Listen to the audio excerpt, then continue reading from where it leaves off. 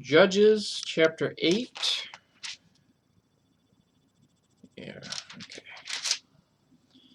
Judges chapter 8, verse 1. And the men of Ephraim said unto him, Why hast thou served us thus, that thou calledst us not when thou wentest to fight with the Midianites? And they did chide with him sharply, of course. And he said unto them, What have I done now in comparison of you? Is not the gleaning of the grapes of Ephraim better than the vintage of Abiezer?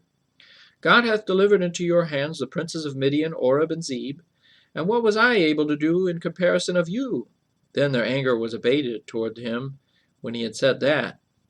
And Gideon came to Jordan, and passed over, he and the 300 men that were with him, faint, yet pursuing them. And he said unto the men of Succoth, Give, I pray you, loaves of bread unto the people that follow me, for they be faint, and I am pursuing after Zebah and Zalmunna, kings of Midian. And the princes of Succoth said, Are the hands of Zebah and Zalmunna now in thine hand, that we should give bread unto thine army? And Gideon said, Therefore, when the Lord hath delivered Zebah and Zalmunna into mine hand, then I will tear your flesh with the thorns of the wilderness and with briars. And he went up thence to Penuel, and spake unto them likewise. And the men of Penuel answered him as the men of Succoth and answered him. And he spake also unto the men of Penuel, saying, When I come again in peace, I will break down this tower. Now Zebah and Zalmunna were in Karkor, and their hosts with them, about 15,000 men, all that were left of all the hosts of the children of the east. For there fell 120,000 men that drew sword.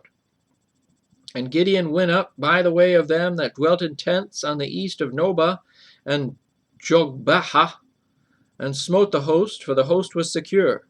And when Zebah and Zalmunna fled, he pursued after them, and took the 2 kings of Midian, Zebah and Zalmunna, and discomfited all the host. And Gideon the son of Joash returned from battle before the sun was up, and caught a young man of the men of Succoth, and inquired of him.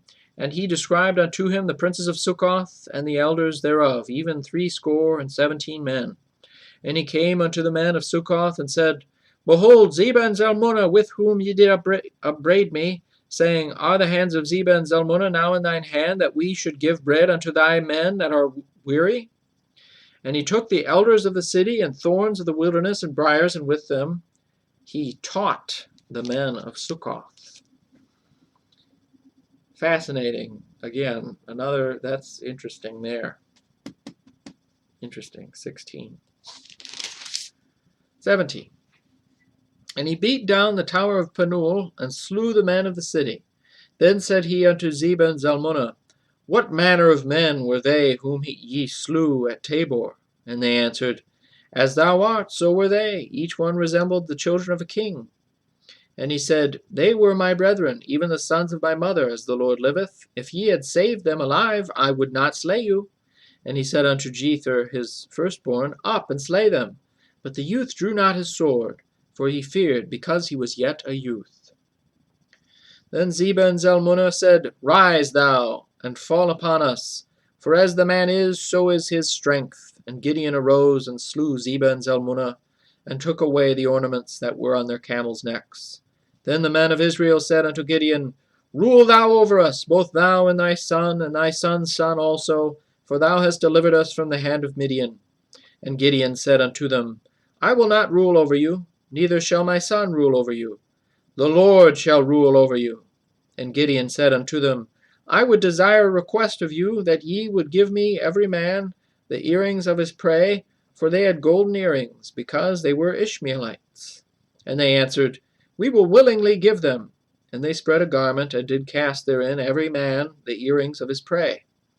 And the weight of the golden earrings that he requested was 1,700 shekels of gold, beside ornaments and collars and purple raiment that was on the kings of Midian, and beside the chains that were about their camels' necks.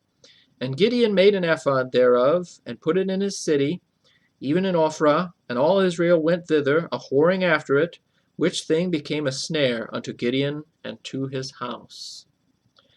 Thus was Midian subdued before the children of Israel, so that they lifted up their heads no more. And the country was in quietness 40 years in the days of Gideon. And Jerubbaal the son of Joash went and dwelt in his own house.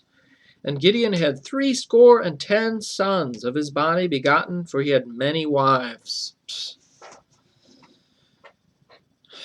And his concubine that was in Shechem, she also bare him a son, whose name he called Abimelech.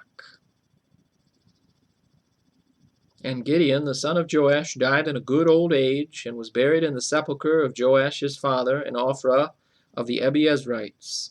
And it came to pass, as soon as Gideon was dead, that the children of Israel turned again, and went a-whoring after Baalim, and made Baal-berith their god.